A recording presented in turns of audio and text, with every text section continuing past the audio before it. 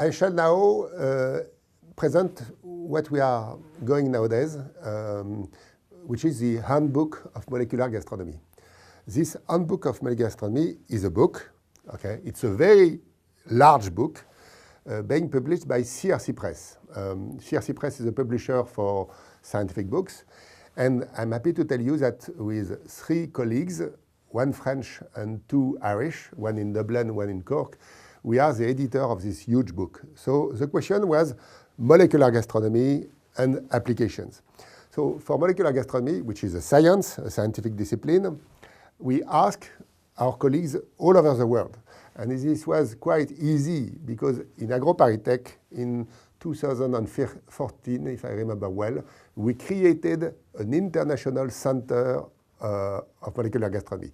You will find that online on the internet site of AgroParisTech, www.agroparitech.fr. And on the right, bottom right, you will find the site in French or in English. There are many information, a lot of information. Okay, so let's come back to this book. In this book, we have planned more than 100 chapters. So you see, we have chapters on emulsions, on effervescence, on coffee, on grilling, on what else? Cryo cooking, on safety, on all the fresh scientific information in relationship with some phenomena that occurs when you cook. Okay, I come back to the definition of molecular gastronomy. Molecular gastronomy is a scientific discipline that looks for the mechanism of phenomena that occurs when you cook. Okay, imagine, for example, that you grill a steak. Okay, the steak is red, and finally the steak will turn brown. This is a phenomenon. Why does it turn brown? This is a topic for molecular gastronomy. We look for the reason of the steak turning from red to brown. Okay, this is the scientific part.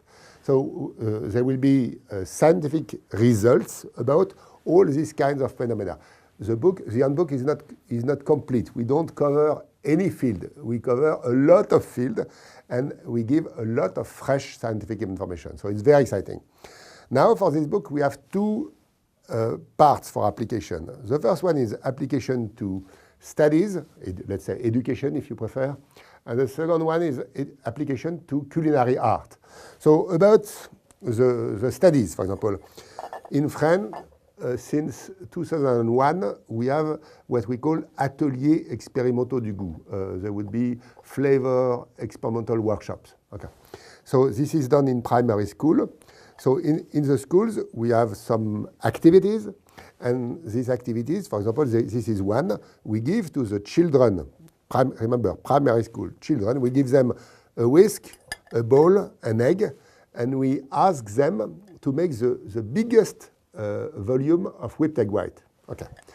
Of course, during the whipping, there are many complementary experiments that explain why there is a foam, why it turns white, and so on and so on.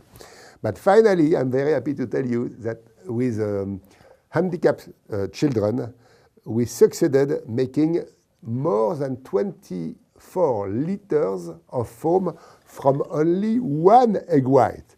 Of course, the answer will be in the book, but the educational path in order to reach this answer is much more interesting, and this is what is going to be explained.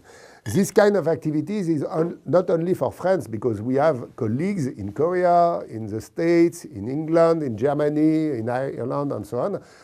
Many colleagues are using molecular gastronomy because it's appealing in order to make, to teach, for example, physics or chemistry or biology or so on. Okay, so this is the second part, application to education, instruction, studies.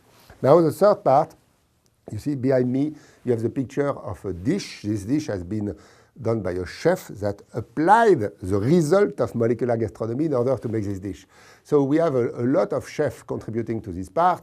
Andrea Camastra making note-by-note cooking in Poland, Denis Martin making molecular cooking in Switzerland, and so on. A lot of chapters about the application of molecular gastronomy to the culinary art. So this is a very exciting enterprise that we are moving forward very fast. We are now getting the last chapters, and quite soon, in some months, you will be able to find this Handbook of Molecular Gastronomy.